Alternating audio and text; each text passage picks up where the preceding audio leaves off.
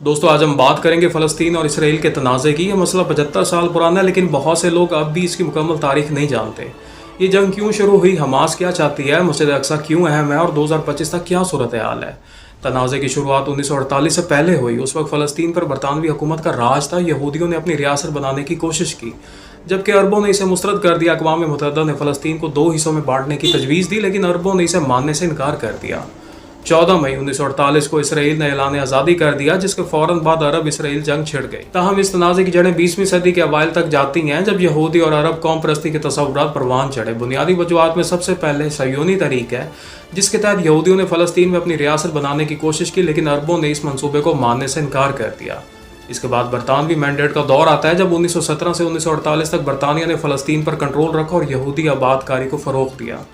तीसरी वजह अक़वाम मुत्तहिदा की तकसीम है, जिसने 1947 में फ़लस्तीन को यहूदी और अरब रियासतों में बांटने की तजवीज़ दी, मगर अरब रियासतों ने इसे कबूल न किया। चौथी अहम वजह 1948 की जंग है, जिसमें इसराइल के क़याम के फ़ौरन बाद जंग छिड़ गई और इसराइल ने मज़ीद इलाका कब्जे में ले लिया। इस तनाज़े में अब तक होने वाली हलाकतों का अगर जायज़ा लिया जाए तो फ़लस्तीनियों की तादाद 1 लाख से ज़ायद है, जिसमें गज़ा, वेस्ट बैंक और दीगर इलाकों के शहरी शामिल हैं। इसराइली जानिब हलाकतों की तादाद तकरीबन 25 से 30 हज़ार के दरमियान है, जिनमें फ़ौजी और शहरी दोनों शामिल हैं।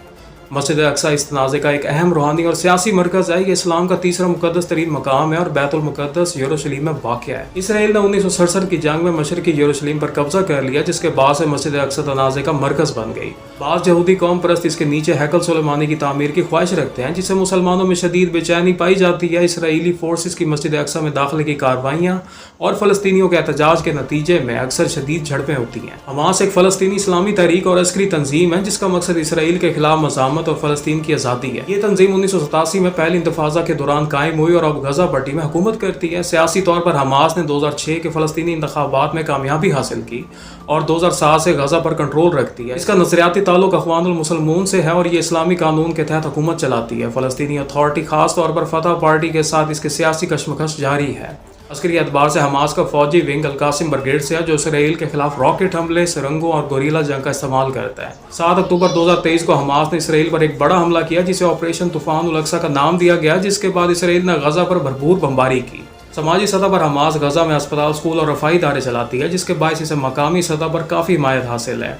हमास इसराइल को एक नाजायज़ रियासत समझती है और इसे तस्लीम नहीं करती। इसका मौक़िफ़ है कि मस्जिद अक्सा की हिफाजत इसकी बुनियादी जिम्मेदारी है। ये तंजीम फ़लस्तीनी पनाह गज़ीनों के वापसी के हक़ की मुकम्मल हिमायत करती है और अमरीका और इसराइल को दहशतगर्द रियासतें करार देती है। हमास को ईरान, कतर और तुर्की जैसे ममालिक की हिमायत हासिल है, जबकि इसराइल और मगरबी ममालिक इसे एक दहशतगर्द तंजीम करार देते हैं। फ़लस्तीनी अवाम में इसके बारे में मिला जुला रद्द अमल पाया जाता है। कुछ लोग इसे मज़ामत की अलामत समझते हैं तो कुछ इसकी हिकमत अमली से इख्तलाफ रखते हैं।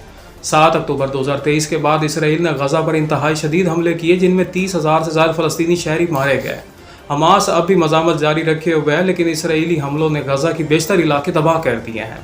हमास की फ़ौजी ताकत इसराइल के मुकाबले में बहुत महदूद है, लेकिन वो गैर मुतवक्का हमले, गोरीला जंग और रॉकेट फायर के जरिए इसराइल को चैलेंज करती है। 2024 के अंदाज़ों के मुताबिक हमास के पास 20,000 से 40,000 के दरमियान फ़ाल जंगजू मौजूद हैं। इनके पास 5,000 से 10,000 के दरमियान रॉकेट और मिसाइल हैं, जिनमें ज़्यादातर खुद साख्ता या ईरानी मदद से तैयार किए गए हैं। हमास के पास जदीद ड्रोन्स भी मौजूद हैं, जिन्हें ईरानी मदद से तैयार किया गया है, जैसे ज़ोरी ड्रोन्स। गज़ा के नीचे तकरीबन 500 किलोमीटर तवील सुरंगों का जाल है, जिन्हें मिड चैनल्स कहा जाता है। इनके पास एंटी टैंक और एंटी एयरक्राफ्ट हथियार भी मौजूद हैं, जैसे RPG-7 और कॉर्नेट मिसाइल। इसराइल के मुकाबले में हमास की अस्करी ताकत महदूद है। इसराइल के पास 1,69,000 फ़ाल फौजी और 4,65,000 रिजर्व फौजी मौजूद हैं।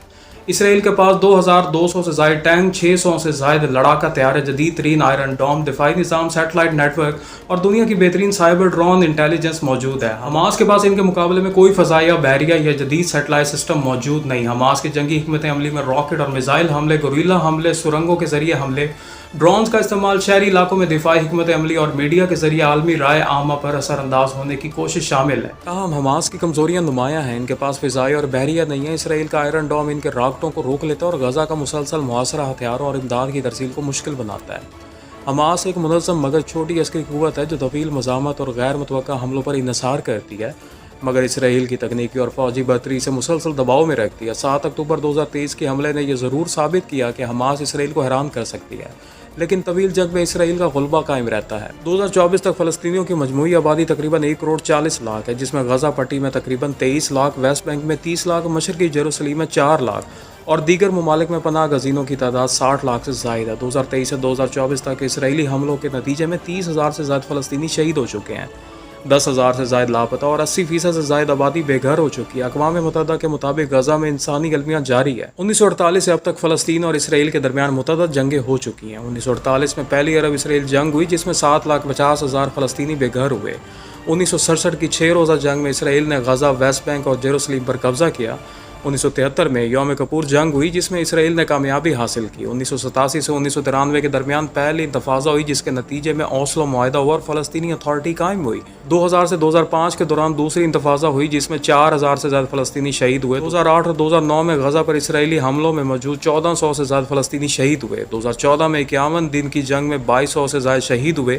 2021 میں 11 دن کی لڑائی میں 260 سے زائد فلسطینی شہید ہوئے اور 2023 سے 2024 کے درمیان آپریشن طوفان الاقصی میں 30,000 سے زائد فلسطینی شہید ہو چکے ہیں۔ ان ادوار میں کچھ جنگ بندیاں بھی ہوئیں، جیسے 1993 میں اوسلو معاہدہ جس کے بعد کچھ وقت کے لیے امن رہا۔ 2005 میں اسرائیل نے غزہ سے انخلا کیا لیکن محاصرہ برقرار رکھا۔ 2014، 2018 اور 2021 میں عارضی جنگ بندیاں ہوئیں لیکن کوئی مستقل امن قائم نہ ہو سکا۔ 2023 اور 2024 کے درمیان بھی چند دنوں کی جنگ بندیاں ہوئیں لیکن جنگ جاری رہی۔ نتیجتاً فلسطینی آبادی مسلسل بڑھ رہی ہے لیکن غزہ میں 2023 اور 2024 کے حملوں نے شدید تباہی پھیلائی ہے۔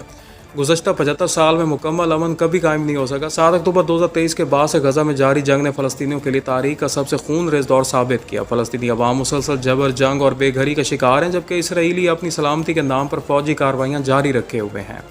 عالمی ادارے اسے انسانی حقوق کی سنگین خلاف ورزی قرار دے رہے ہیں۔ دوستوں، 2023 اور 2024 میں غزہ کی حالت انتہائی خراب رہی ہے۔ 30,000 سے زائد شہدا، زیادہ تر عورتیں اور بچے، 80% سے زائد لوگ بے گھر اور بھوک و بیماری کا سنگین بحران ہے۔ فلسطینی اب بھی مزاحمت جاری رکھے ہوئے ہیں مگر اسرائیل دنیا کی جدید ترین فوج رکھتا ہے۔ بین الاقوامی ادارے اسے نسل کشی قرار دے رہے ہیں۔ کیا امن ممکن ہے؟ تاریخ بتاتی ہے کہ جنگ سے صرف تباہی آتی ہے۔ اگر فلسطین اور اسرائیل کو ایک دن امن سے جینا ہے تو اس کے لیے ضروری ہے کہ فلسطینیوں کو انصاف ملے، غزہ کا محاصرہ ختم ہو اور مسجد اقصی کی حرمت کو تسلیم کیا جائے۔ ہم سب کی دعا ہے کہ یہ جنگ ختم ہو اور مظلوموں کو ان کا حق ملے۔